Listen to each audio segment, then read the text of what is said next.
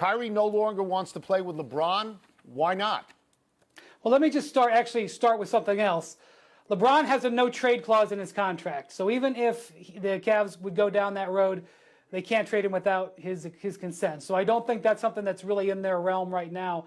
One thing I think you should have to understand is that back in 2014, Kyrie Irving signed a 5-year contract extension with the Cavs, not knowing LeBron James was going to play for them.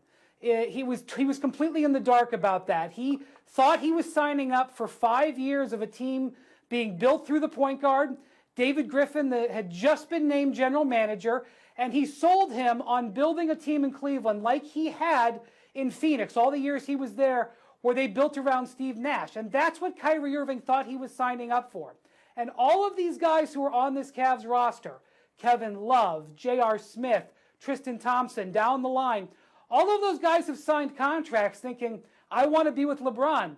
But Kyrie is still on that contract that he signed thinking that he was going to be the leader, the franchise player. And he has talked about this. He talked about this as recently as the finals 1 month ago, how it was difficult for him to balance wanting to be the central player and playing with an all-time great player. And it appears that, at least at this moment, and anybody can change their mind, but at least at this moment, he's decided he wants to do that elsewhere without LeBron.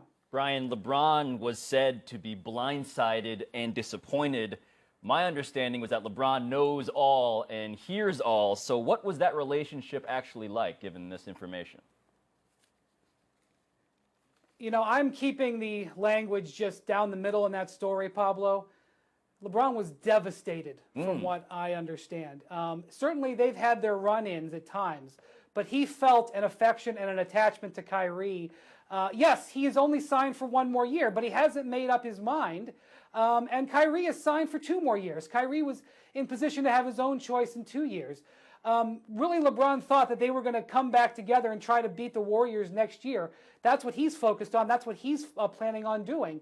And so playing with LeBron and having LeBron in your franchise presents certain challenges. But almost anybody who's spent time with him would say that all of those challenges are worth it, that the positives outweigh the negatives. And LeBron felt that that was the way with Kyrie, and now he learned, and he learned this several days ago. This wasn't new to him today.